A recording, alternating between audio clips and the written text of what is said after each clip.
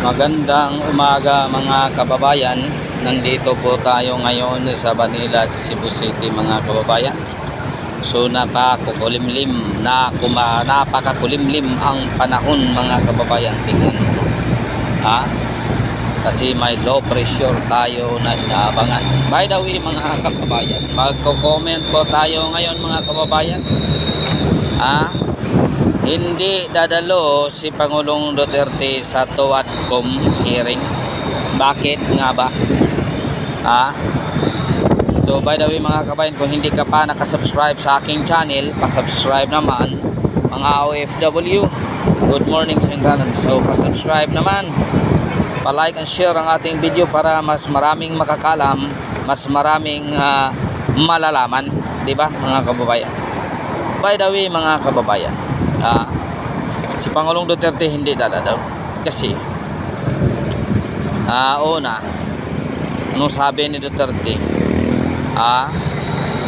Ito ay nakapagbibigay ng hindi maganda dahil ang TUADCOM daw ay uto-uto. Uto-uto daw mga kababayan TUADCOM. Bakit na uto-uto? Madaling ang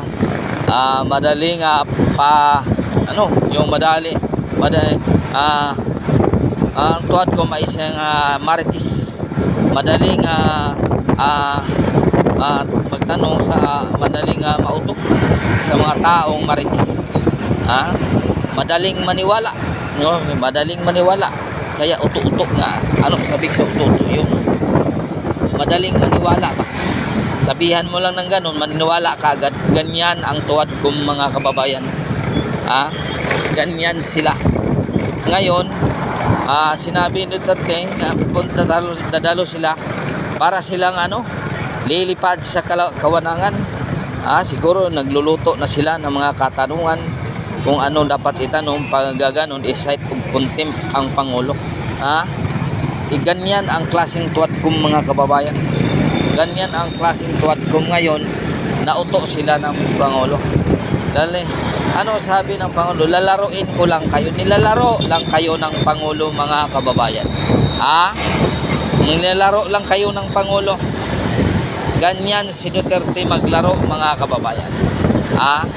Kapag ganyan, alam at alam niya ang patutunguhan ng iyong investigasyon ay wala kayong naipasang batas, bakit pa siya dadalo? Diba? As a resource person. Hindi naman ang investigation ninyo tungkol sa batas. Ito ay investigation tungkol sa mga bagay-bagay na dapat tungkol sa ICC na i-prove talaga ninyo. Noon palagi niyong pinipraise si Duterte sa kanyang war on drugs. Pero ngayon, napaka-hit nyo na kay Duterte. Anong nangyari TUADCOM?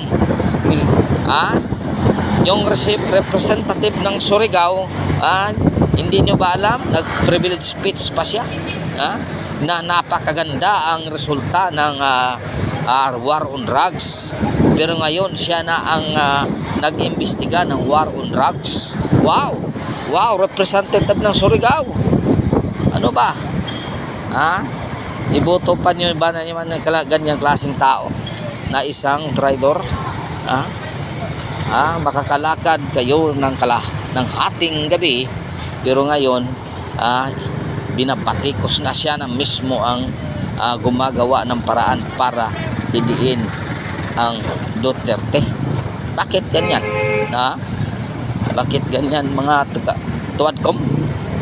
So ganyan ang mangyayari mga kababayan. Ganyan ang pangyayari ngayon sa TUADCOM.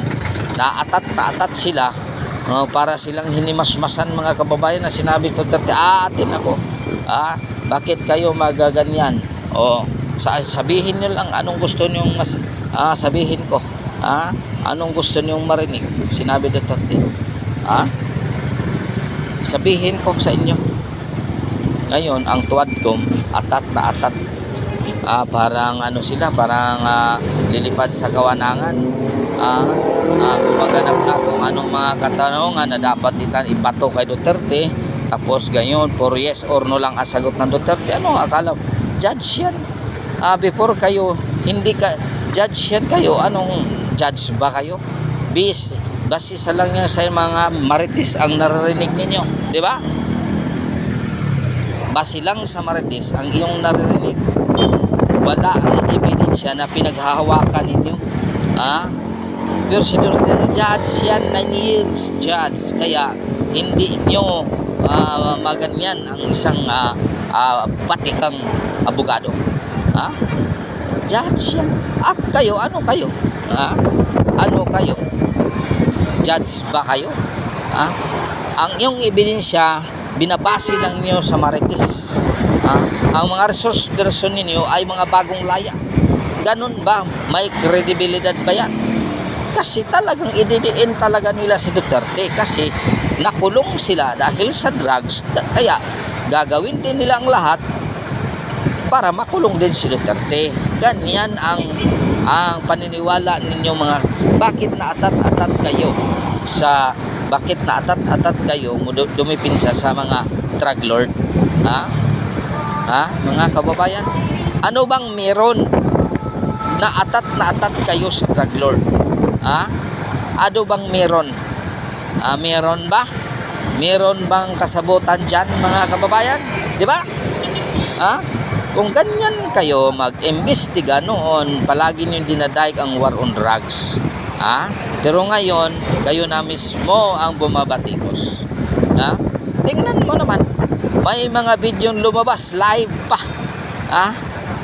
Live pa mga kababayan. Isang babae. Kawawa naman itong bansa natin. Pinagmalaki pa nila ang war on drugs ng Pangulo nga wala daw na mamatay kasi hindi dineclare ng Pangulo ang war on drugs. Kaya ang mga media hindi nagpo-post din sa war on drugs. Kasi kung may namamatay sa operation operation against drugs, hindi yan na-report kasi hindi naman nag-declare ang Pangulo ng war on drugs, di ba? O bakit ang inintindi ng ang inatupag ng mga media ay yung pagbabalita ng fake news, di ba? Yung mga media na binabalita fake news kasi takot, di ba? Takot habulin, ganyan. Pero kaming mga vloggers, hindi kami takot. Bakit? May ginagawa ba kaming masama? Bakit kami matatakot? So kayo, meron kayong ginagawa na masama, ganyan ang klaseng pag-uugali ninyo. Ganyan ang klaseng pag-uugali ninyo. Bakit? Kaya nilaro-laro lang kayo ng ang dating Pangulo. Nilaro-laro lang kayo ng dating Pangulo mga kababayan. Maraming salamat mga kababayan. Hanggang dito na lang po mga kababayan ang ating sa live mga kababayan. Malapit ng umulan mga kababayan. Maraming salamat sa suporta mga kababayan So mag-ingat-ingat po tayo. God is good all the time God is good. Pitsenyor kaninyong tanan mga kababayan. May awa din ang Panginoon mga kababayan. Makaahon din kayo dahil sa hirap mga kababayan. Makaahon din tayo. Maraming salamat po. Share your blessing mga kabayan. I-share your blessing. Share your blessing. Maraming salamat mga